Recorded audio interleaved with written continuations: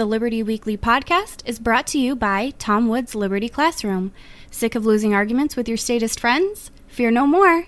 Now you can vanquish your intellectual foes with courses taught by top libertarian professors.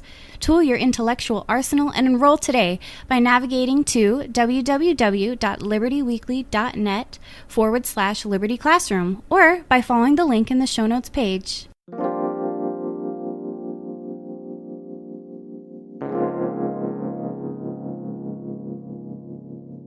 That's kind of what I'm trying to do with AI radio is I want it to be, I don't just want it to be political shows, I want it to be all kinds of shows that just essentially build a community around each other, regardless of, topics or whatever. I just want it to be a bunch of independent, ad-free shows that are donor-supported, that sort of boost each other up and cross-promote with each other to create sort of it's a loose network of podcasts that I want to sort of change the idea of the podcast network from like a podcast one type of situation to more of a we're a bunch of podcasts and we're friends and we boost each other and we cross promote, and that's where we build our community and that's how we get our money.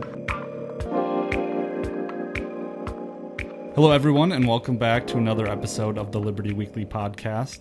I'm your host, Patrick McFarlane, appearing as always with the co-host, Jerry McCullum. Thank you, Pat. All right, everyone. So today we have a great guest on. We're really excited to get into this conversation here. Today is our guest is Dean from Dinophiles. He may be found on YouTube and... Shit, help me out, Dean. I knew I was going to stumble over this.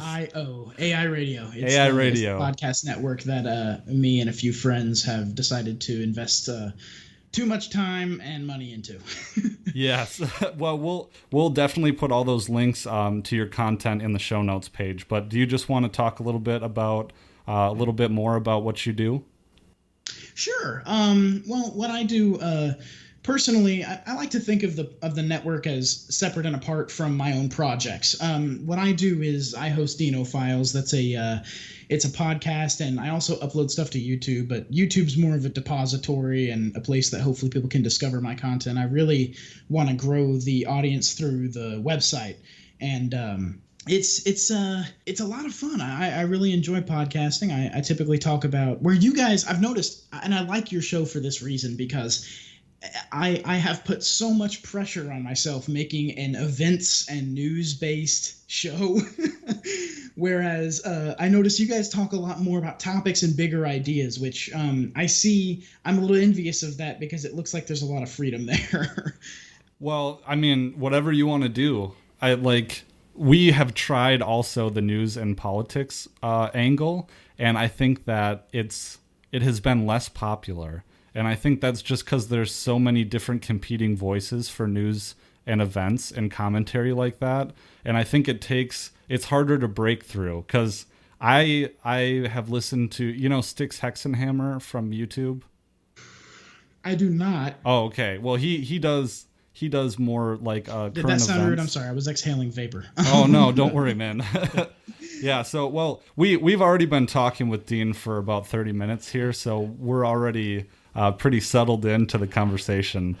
Should we talk a little bit about the Liberty Weekly podcast for your audience? Yes, I listened to, you guys did a crossover show with another podcast that I'm going to plug here that has nothing to do with me, but I love it. It's the Actual Anarchy podcast, and those guys kind of break down popular culture and with an anarchist lens. But I'm really interested. You guys were talking about kind of the origin of your show and sort of where you guys came from. So just kind of that same spiel, but shorter, and I thought it was very interesting. Yeah, no worries. So me and Jerry were roommates in college. We lived in a house with 7 guys, was it? Six. Six guys. Okay, 6 guys. Well, I was an undergrad, and Jerry had been going to college, but took the smart route and dropped out. And now he has no debt. But we were always friends since then. Jerry kind of introduced me to anarchism. Yeah, at the time, Pat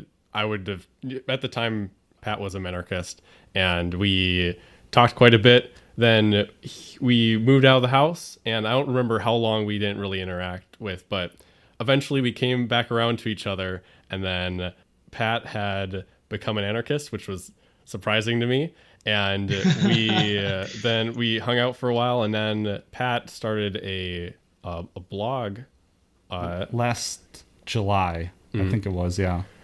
And then eventually he decided that he wanted to do a podcast, and because we hang out all the time and we would talk about these things, and he was like, we should record it now. And so that's what it's become. It's been a lot of fun. That's excellent. Yeah. You guys make a really outstanding product. I enjoy it a lot. I've listened to several episodes. I would like to make my way through the back catalog eventually, but I have listened to several more recent episodes, and I went back and listened to you guys when you did your foray into alternative media or whatever it was that you called it. I can't remember, but you guys did an incredible job with that, and I'm very impressed with what you guys have been doing. Oh, well, we really appreciate that, Dean. We're fans of your work as well, and we're all about growing this scene, And I had a comment I wanted to make about how I became an anarchist, and it was 6 months of reading.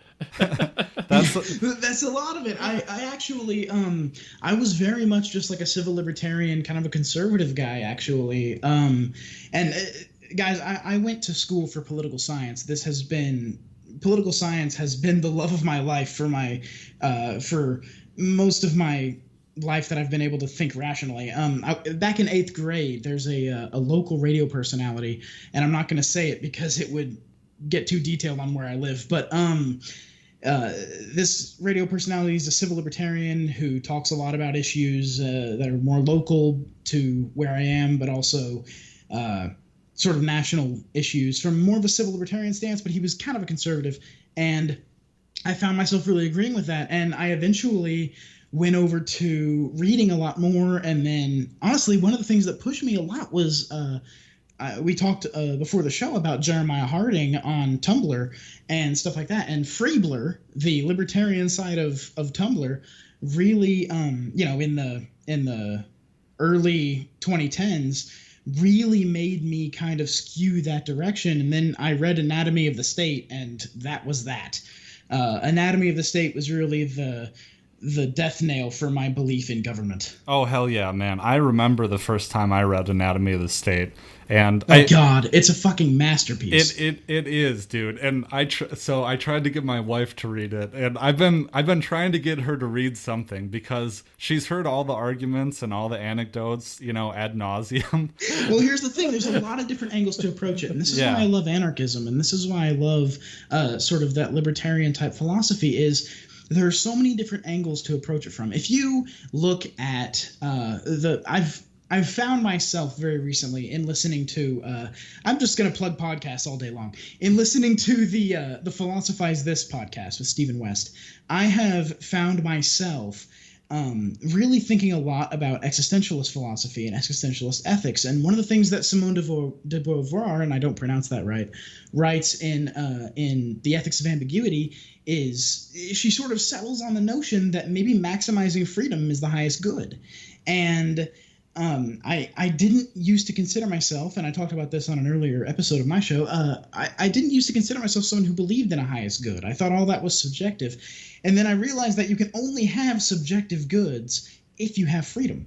And it sort of has skewed me that direction. So you can approach it from a philosophical direction with existentialism and existentialist ethics. You can approach it from an economic direction with the Austrian economists, and you can approach it from a sort of a moralist direction with the notion that government is violence incarnate.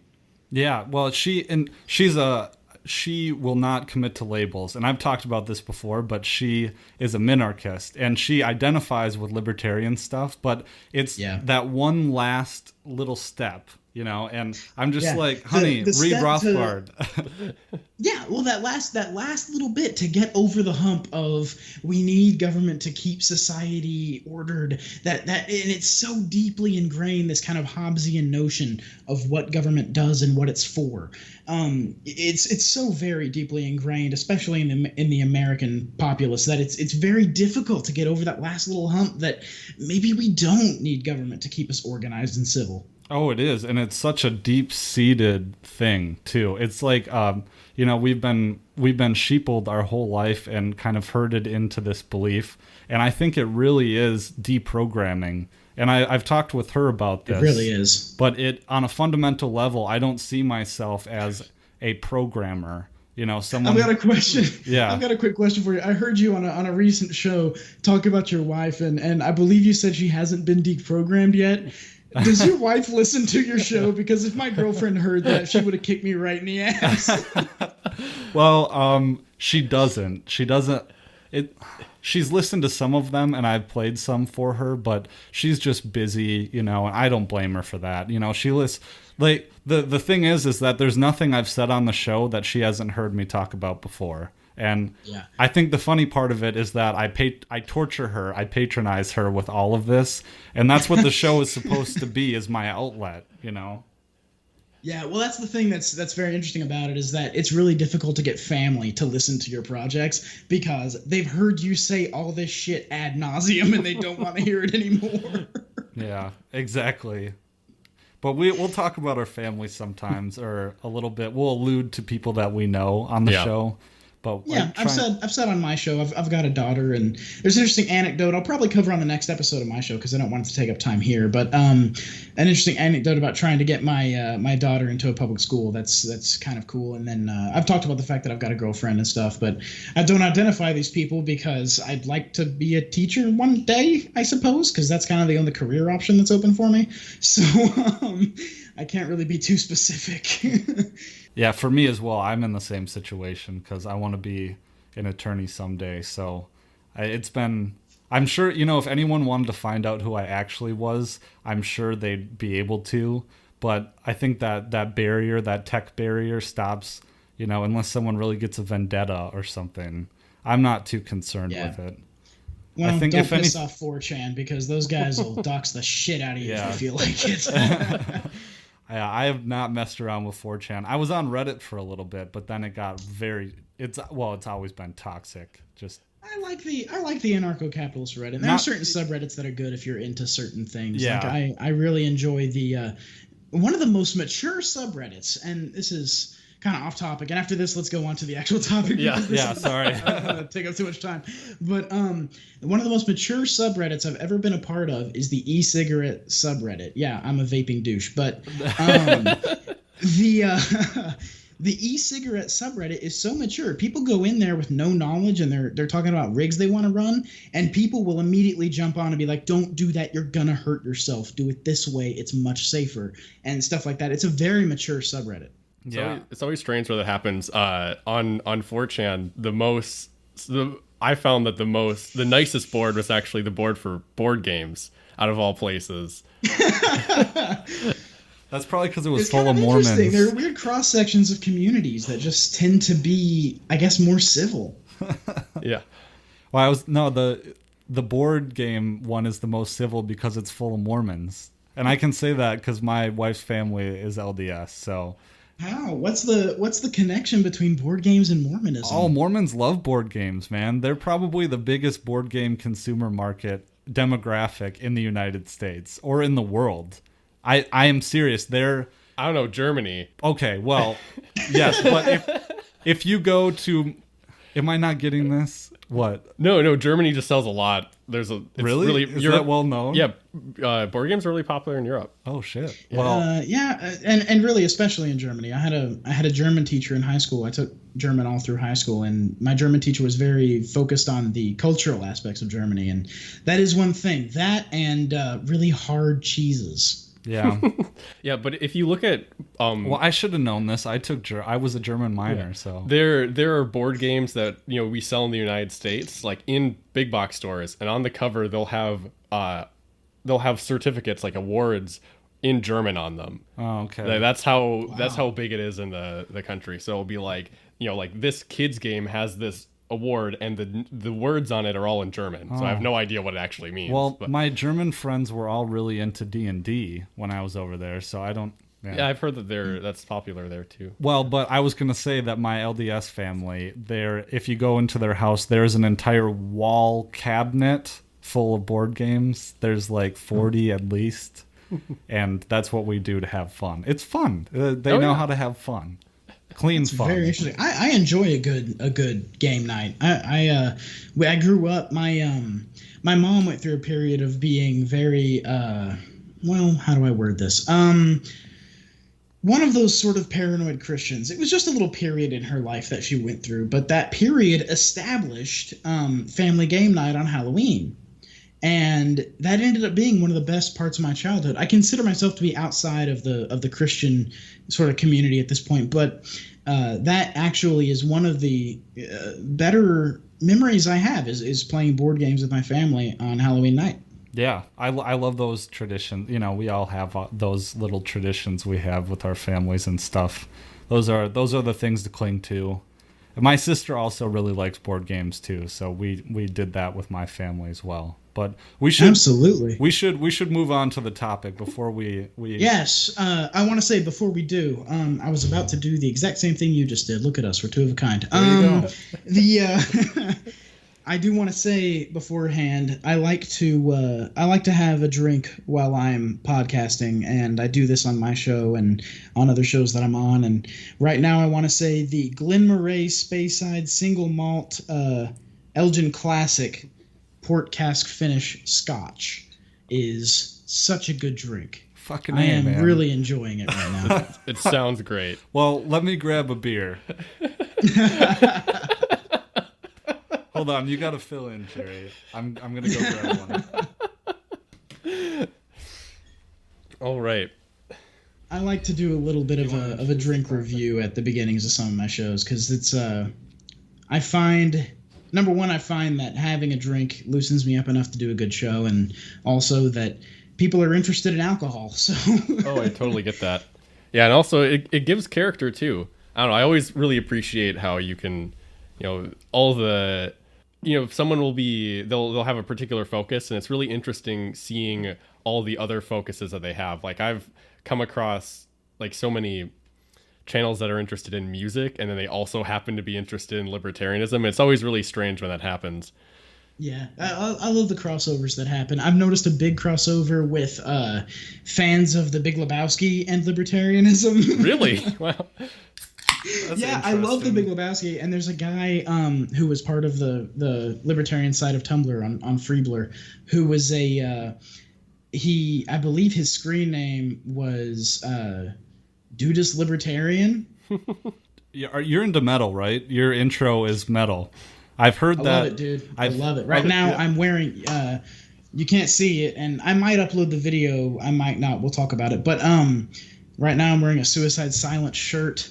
And I just finished listening to Molotov Solution's album again.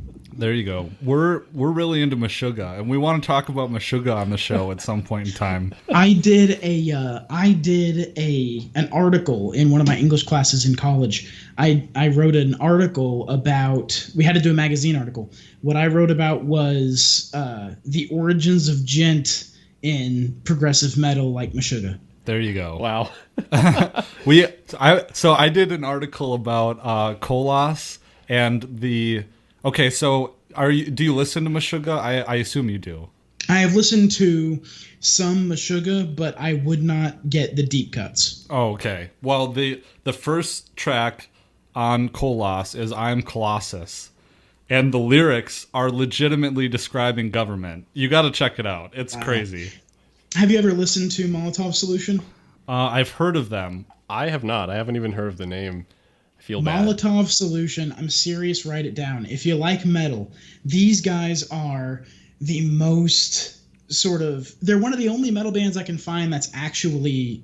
They feel like they're anarcho-capitalist in their lyrics, whereas a lot of anarchist metal bands are anarcho-communist. Yeah. Or leftist anarchists. Like Napalm Death, and which makes me sad. Sorry. Yeah, that's exactly right. Well, the Heart Machine has some of that stuff too. Okay. But yeah, it's really, really good stuff. Molotov Solution, they broke up, and I was so sad. They broke up years ago, but they've got 2 albums that kick absolute ass. and you will love them if you tend to like metal.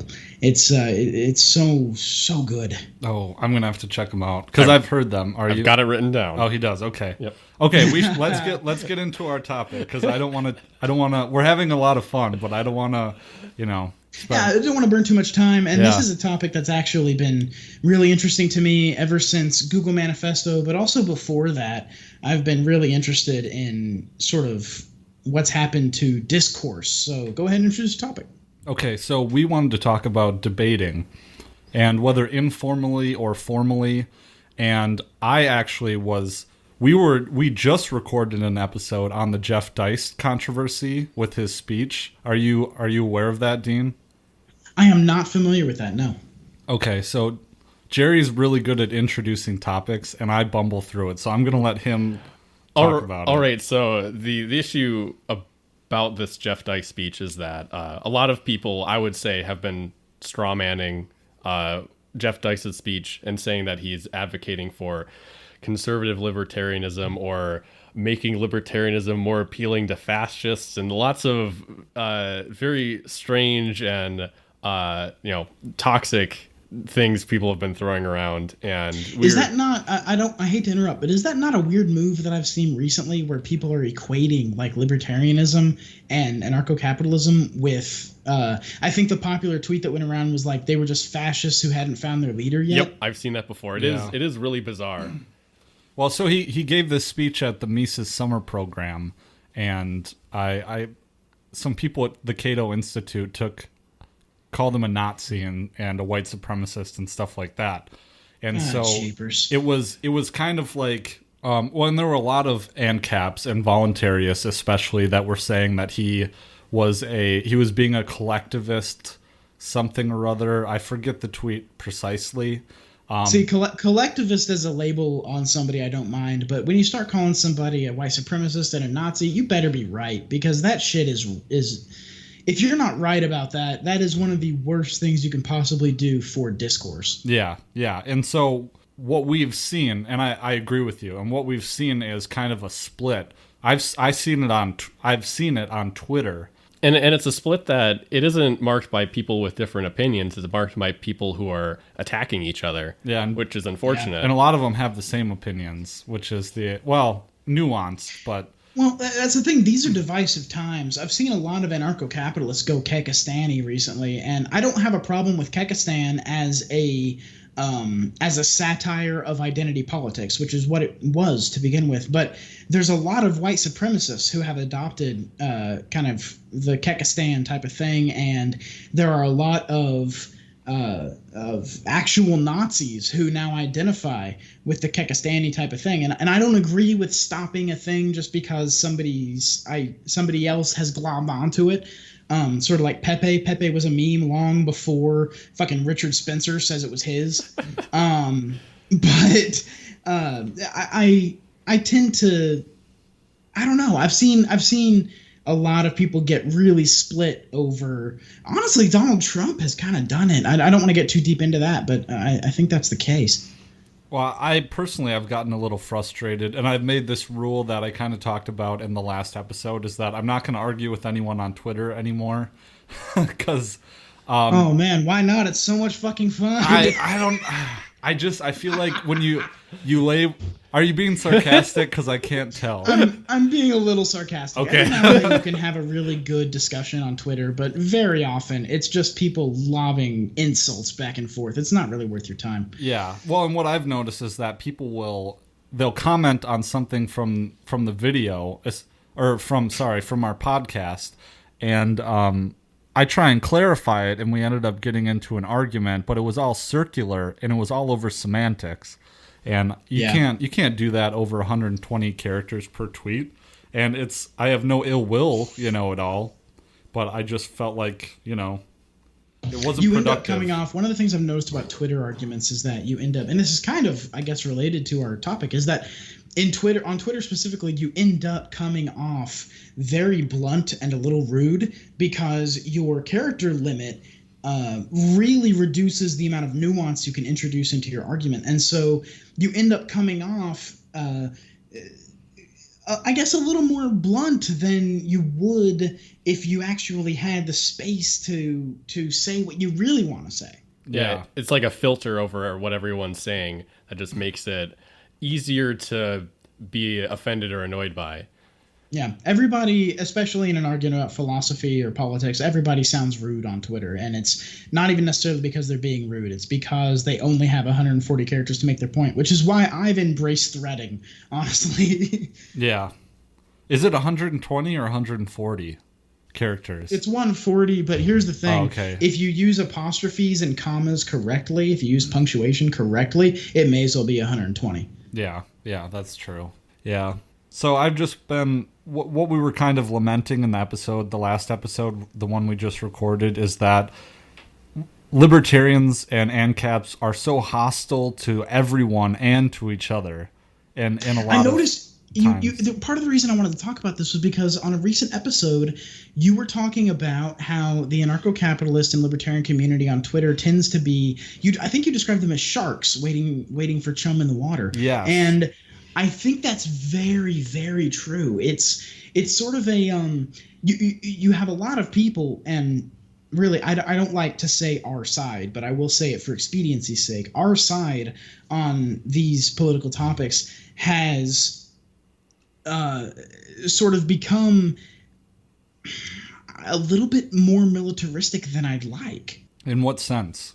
In the sense that, like you said, the people on, quote, again, our side, I don't like to say that, but yeah. they are sort of like sharks waiting for people to chum the water. They will jump on anything, and instead of, much like with Google Manifesto, which again kind of kicked off my real desire to discuss this, they'll argue based on a person's lack of humanity rather than the points, the actual philosophical, intellectual points that are being made.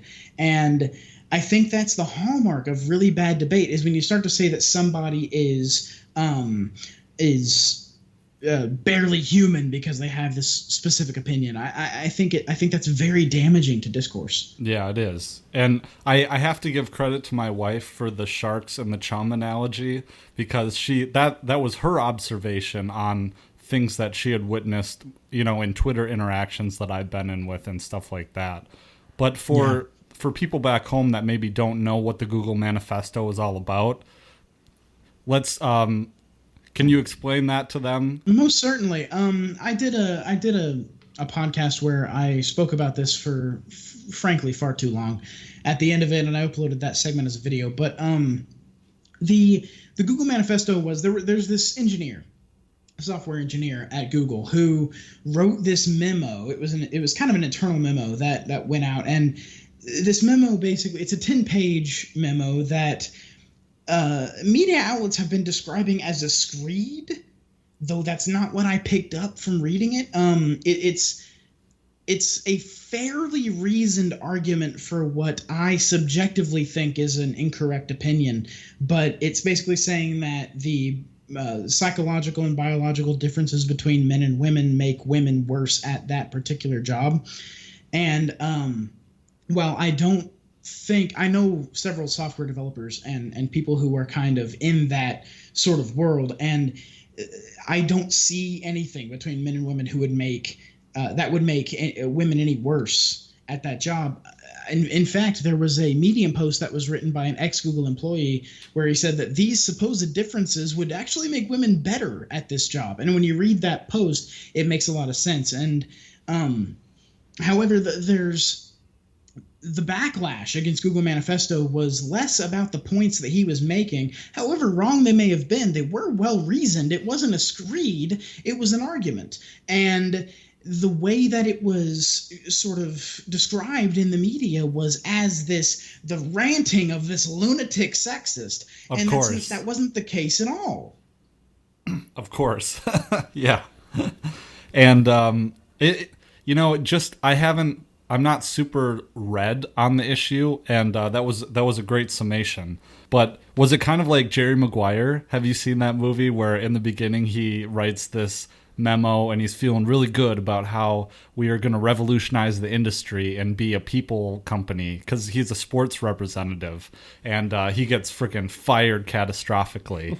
But I'm not going to lie to you. Jerry Maguire is on my list of shame for films. Really? It's the list of films that I have not yet seen that I need to watch. And Jerry Maguire is on it, along with Groundhog Day and several other really classic movies. We all have that list. Oh, yes. Yeah, but it's a good one. It's a good one. But honestly, I don't, personally in my own life, the culture war and the whole PC kind of thing, I don't want to say that I've evolved out of it, but my patience for it is so low that I don't even follow it anymore, really. Yeah, there was a time when I've actually evolved a lot of my philosophy in a very short amount of time, and I think part of it is coming to existentialism, but before that, there was a time where I followed Milo, and I thought that Milo was the frickin' messiah for intellectual integrity and stuff like that. And I don't, just to be clear, I have opinions about what he said about the guy that had sex with him when he was a minor. I have opinions about that, but that doesn't really have anything to do with this discussion. The whole thing with Milo was that he was like he was a culture warrior from not even really necessarily the right, just more from the point of reason, and more like, hey, maybe we shouldn't be so postmodernist about culture. Maybe we shouldn't be so focused on diversity. Maybe we should be focusing more on quality and on merit and things like that. And people have their opinions about that, but that's kind of what I went along with for a long time. And I haven't lost that, though I have lost my love for Milo. I don't know. I guess I kind of lost my train of thought, but there's a lot of issues that are brought up in the manifesto that I think have led to a really negative impact on debate, or at least have illustrated the dire straits that discourse is in this, I'll say this culture, because the internet has really divided, or I guess blurred the lines between countries. So I don't want to say this country, but I'll say this culture, kind of internet culture, Twitter culture. Well, I know that Jeff Dice specifically has talked about how, and I don't really want to strawman him, or because I'm barely remembering this, but talking about how even the internet itself has fragmented, and everyone is kind of retreating into their own little niches. And maybe wasn't Jeff Dice, but I think we run the danger in the ANCAP community of becoming an echo chamber. And I'd be curious to hear your thoughts on that. What do you think, Jerry? I would actually say yes and no. I would say that people have moved into their own communities and cultures, but then when there is something that brings them out into the open, if that makes sense. So like, for example, this Google manifesto, they're coming out to fight, if that makes sense. And that's something that I've seen quite absolutely. a bit. And so like when the different niche political communities that I've seen, when they interact with each other, it's always with their fists out. Almost, that's what I normally see, where it's like, oh, someone did something stupid and we're going to show everyone and tear them apart. It's like The Outsiders, when all the greasers and the preps come out. And I don't know. I've talked about this on the show and how I personally have stopped talking to the left. That's my own personal decision, but I don't find it to be useful. And with the podcast, I've realized that, well, one thing is that you can't convince anyone that doesn't want to listen. And that you need... That's absolutely true. Yeah, and that you can't convince anyone. You can only show them the trough, but they can eat from it. You can't make them eat from it, to make an analogy. But they have to convince themselves. The classic is, you can lead a horse to water, but you can't make him drink. Yes, exactly. And so with the podcast, I feel like I can reach more people who are receptive to my ideas and my thoughts, and that is where that's where my effort is going to be expended from this point forth. And maybe I absolutely agree with that. Yep. I want to I want to say there was a point that I think Jared just made about the kind of the echo chamber situation. It's absolutely true that ANCAPs run the risk of, and I think this is sort of antithetical to what you said, Pat, but I think anarchists really do, anarcho-capitalists and libertarian anarchists, run the risk of, I guess, sort of siloing themselves in with people who agree. And I think the draw, the frankly fun of kind of not necessarily trolling, but more, I do this a lot on like Jeff Gennard and Will Wheaton's post where I say like, they'll post a thing and I'll say like, well, this isn't true. There's no difference between left and right. It's not really trolling, but it's more like trying to inject that philosophy into a thread that you're not really familiar with or part of. And I think that sort of draw has led the online, which is really where all this stuff comes from at this point. I don't think anybody would argue that social justice didn't come from an online movement. I think it absolutely did. But all these movements come from this kind of the Twitter sphere or the blogosphere or whatever you want to call it, whatever 90s term you want to use. I think it's kind of led everybody to be a little bit more abrasive than they need to be. And it's really hurt discourse on the left specifically. And I want to make this point. I want to make sure to get this point out, frankly, before we run out of time. On the left, you see them leftists calling anyone who disagrees with them alt-right. And alt-right, maybe even rightly so, has this sort of literally Hitler type of implication. And I notice that when I disagree with someone who's a leftist and they call me alt-right, everybody in the thread kind of gloms onto that and they're like, yeah, this is just an alt-right asshole, blah, blah, blah. No, I'm really not. I'm nonpartisan because I don't agree with the existence of government generally.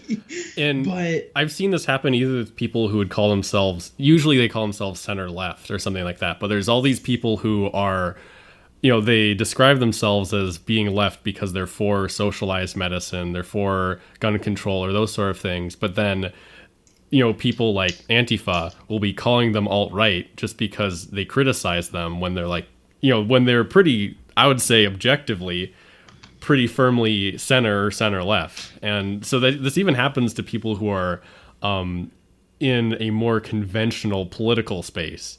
And it's really, it really doesn't help at all. I agree completely. There's Chris Raygun, who I think wow, I just dropped something. I'm sorry. Chris Raygun, who I think makes really good content and makes content and makes incredible points on a lot of things. He's been called an alt-right Nazi for much of his very recent career, and I think it's unfair. He's not. He's a very liberal guy, but he doesn't agree with the far left, leftists, and I don't know. It just really makes discourse very, I guess, toxic now. When you can just so easily say, well, you're just an alt-right guy, blah, blah, blah, and then justify to yourself that you don't have to listen to this person because they're a fucking Nazi. Oh, yeah. Pat, do you have any ideas on that? Yeah, I don't know, man. I'm running out of steam, to be honest. It's been a few hours here. No, I mean, like I said, I being at the University of Minnesota and going through that indoctrination, and I've heard it all, man. And I'm burnt out. And I'm not trying to say that I don't want to engage on the topic. I just don't have much to say because it's like I've been there. This is a years long thing. Dealing with, and it's exhausting, trying to deal with the left and trying to have discourse in this environment. And I was in Young Americans for Liberty at the U of M, and we handed out constitutions, and, I did all that rigmarole, and it's just exhausting. I don't know how people do it. It was pretty fun. You know, we had the YAL conference on the UNT campus. Yeah. The sort of North Texas, Dallas area YAL conference on the UNT campus for a few years in a row. And I went every time, and you got to listen to all these great thinkers, people who were minarchists, people who were libertarians, people who were straight anarchists. In fact, the University of Oklahoma Students for a Stateless Society would show up every year, and you got all these interesting, cool viewpoints on I guess that's our side of the spectrum. But I want to make, I guess the point that I really want to make, that I think is most important, is that if you're debating with somebody, and I know I'm talking to people on our side, and I hope that they listen. If you end up in a debate with somebody, whether in real life or on Twitter, the most important thing you can do to help your perspective is to treat that person as a human, to respect their humanity. They are a person with an opinion that they've come to through typically, I guess, one of two ways. Either they've been indoctrinated into that opinion, or they've come to that opinion through actual research and philosophical thought themselves. And I think that should be respected. I don't like the idea of... I like, look, statist is definitely a description, but it shouldn't be a slur. Statist is one of these things that should be a talking point. It should be kind of, where do we come from? We're on opposite sides of this state issue. So where do we go to find our I guess, ethical starting points? Where do we go to find our first principles ethically? And as you continue from that, you can respect a person's humanity while at the same time arguing against their point. And I want our side to do that more. And I seriously doubt there are any social justice leftists who are listening to this right now. But if they would do the same thing, I think discourse would be so much more healthy for it. And you may not see the kind of BS headlines that you saw with the Google Manifesto and all that kind of thing. Yeah, no, I think that's a tremendous point, and we definitely, I don't want to speak for Jerry, but we definitely agree. Yeah, absolutely. And we've talked about, being a paragon. If you're going to, this was in the context of speaking up when you're at a university, being a libertarian or an ANCAP, and saying that if you're going to speak, if you're going to argue, be a paragon. Mm-hmm. And I think you're right about the statist term. We use it as a pejorative term in our own inner circle, but it's easy to forget that we were all statists once, or at least the vast majority of us. And and it's even easier to forget that most people are.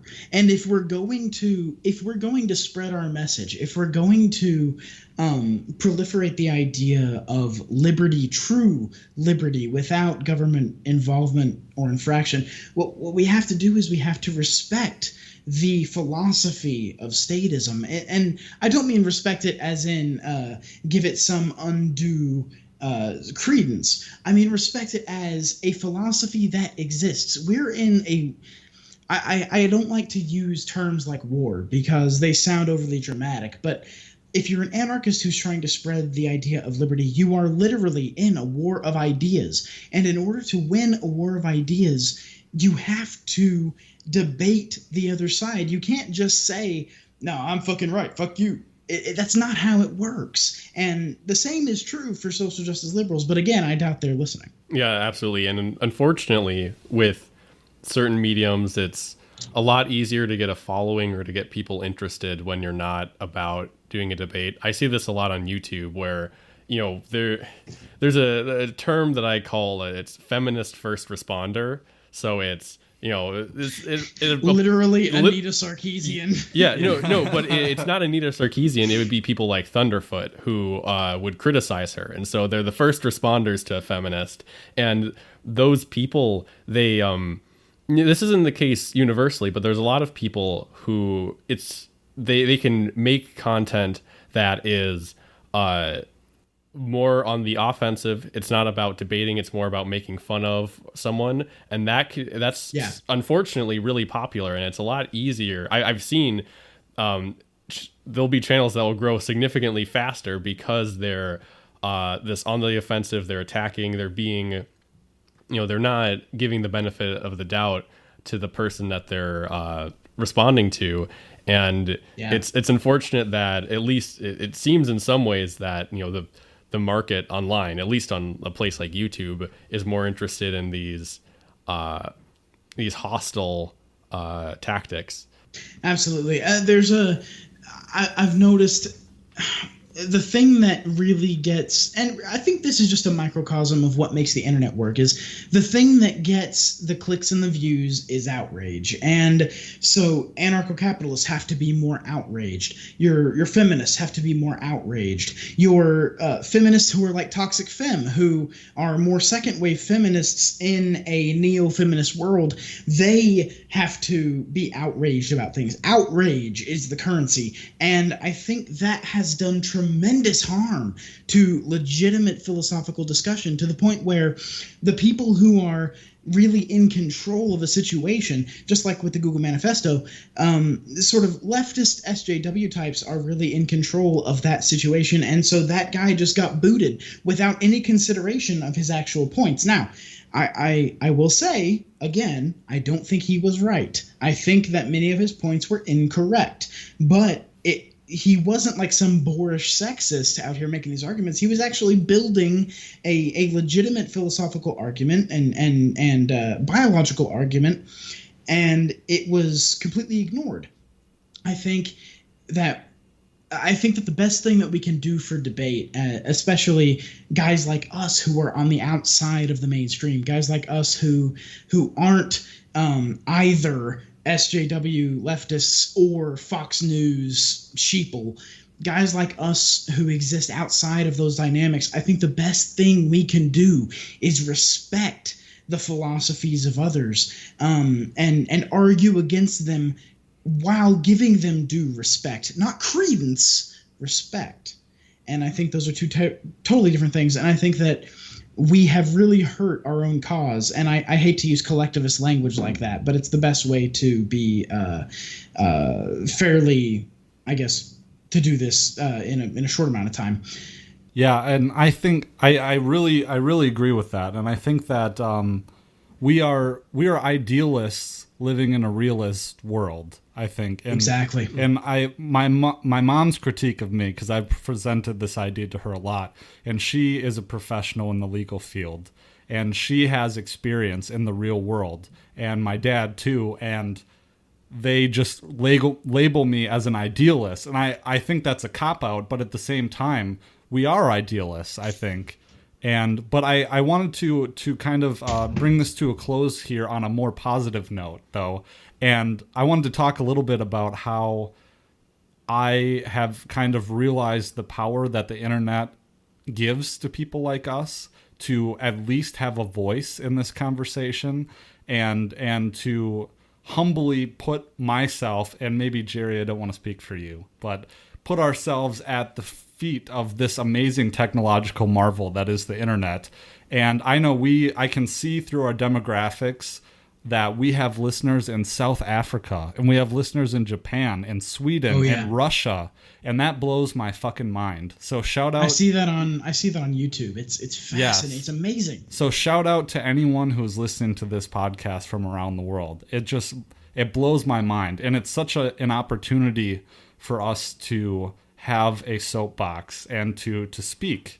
It's just crazy. It's amazing as a force for the democratization of knowledge. That's the thing.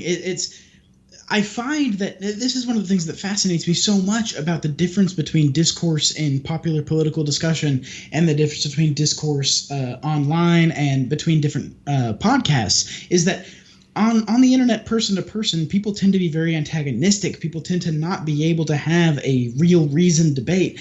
But in a podcast, anybody can lay out their ideas in the most reasoned fashion, and I think it can only do more good for people. Even, frankly, you know what? I hate Nazis and I hate communists, but if they want to start a podcast, more power to them. Everybody should be able to have their ideas put out there in a form that is, I guess, fully featured, a form that is longer, and you're able to contextualize your ideas and add nuance. And I love it. I'm kind of a tech geek, but I really do love the internet as a construct for its ability to democratize knowledge. I think it's so important. Oh yeah, it's been awesome. Yeah, it's been great. So, as we're closing up here, mutually, this is going to go on both of our shows as an independent podcast for both of them. So let's wrap up here with telling people how we can follow, or how they can follow our content. So why don't you start, Dean? Absolutely. You can find my show at airad.io/DinoFiles. You can also find it on iTunes or your favorite podcatcher, Google Play Music, and Stitcher. I've tried to be everywhere that you can possibly find me. You're going to find my content on YouTube as well, though what I believe I've decided is to upload excerpts to YouTube, shorter videos that are a little bit more easy to digest, not full shows. In order to drive traffic to the podcast itself. So the podcast is Dean O Files, Dean-O-Files, and this is an ad-free show. So if you would like to, please donate at patreon.com/Dino Show, no dashes. Yes, and at the Liberty Weekly podcast, you can find us by navigating to libertyweekly.net. We are also on all major podcasting networks like iTunes, Google Play Music, and Stitcher. We're also on YouTube. We're on Twitter, Facebook, Minds, and Steemit, and Gab. And BitChute, too. And BitChute. Oh, yeah. BitChute. Do you know about BitChute, Dean? I don't know about BitChute. I do want to say, before you go into BitChute, I always forget something. And for the last several shows, I've actually forgotten Patreon, which is a big mistake. Oh, yeah. But I did forget my Twitter. My Twitter is at DinoFiles, no spaces. And the network is at AltNet Radio. And that's all. That's all that is. So what's BitChute? Okay, well, before you do that, we're going to link to all your stuff in our show notes page, so all the listeners can find that below. But damn, Dean, BitChute. That's wonderful of you. BitChute is the media revolution. It's the freaking peer-to-peer video hosting platform, and the peer-to-peer network is within the browser. So as you're watching, you're also uploading the video files. You don't have to have like BitTorrent running in the background. It's torrenting, but through a browser client, is what you're saying? Yes, it's awesome. But for like video content, like YouTube. Just video. Torrenting is just a term for peer-to-peer sharing of files. Yeah. So get on BitChute because it's still a rather small community, but it means that we've gotten a lot more views from BitChute than we have from YouTube. Yeah, like for even just for practical reasons, like the BitChute Twitter account has like posted our stuff. He's sent people to our Twitter account, so it's a really good place to spread your message. Absolutely, I'm writing that down right now. I will make my way there directly. Yeah, do it, Dean. Do it. Okay, well, we had a real fucking blast talking to you, Dean. It's been a real good time. I like talking to you guys too. Again, I love your show. I think the stuff you guys do is wonderful for. I hesitate to use phrases like the cause, but I think it is wonderful for the cause. And I really enjoy listening to you guys, and I've absolutely enjoyed being here. It's been a blast. So I hope we can do it again. Yeah, definitely, Dean. Definitely. We feel the same about your content. And, we really hope that we can see both of us grow together here in the next year or so. I would love that. I've been doing this for a few years now, and I haven't really marketed. I haven't really been trying to grow as much as I probably should have, but I've been reaching out to people, and you guys are really, seriously, some of the best content that I've heard as far as our interests, if you will, go. And I'm just happy to be on your feed, frankly. Oh, well, that's high praise, Dean. High praise. Thank you. Thanks, man. We'll have to have you back on. I know we've kind of been setting up a little network here, so we're hoping, within maybe, in a month or two or something like that, we'll figure something out. Absolutely, and I will. I've been trying to boost you guys over the last few weeks, and I will mention your podcast whenever I can. Thanks, Dean. Well, we're gonna market this as well, and with all of our social media and stuff like that too. So, but get on BitChute. We want to see you on there. I will. I'm fascinated by the prospect. I hadn't heard of this before, and I love the notion of peer-to-peer. Frankly, I think that's where the internet's going with all of this NSA shit and things like that. I think the internet's actually moving toward peer-to-peer mesh networks with encryption. That's more of a tech show type of thing. I really should have a tech show, but yeah. Well, that's what we're hoping. I think too. that's where it's going. Yeah, that's what we're hoping too. And Jerry was nodding his head vigorously when you said that. So that's Liberty Weekly Podcast with Pat and Jerry signing out here. Wonderful. Thank you, Pat and Jerry, for having me on your show. And that's been Pat and Jerry on the Dino Files podcast.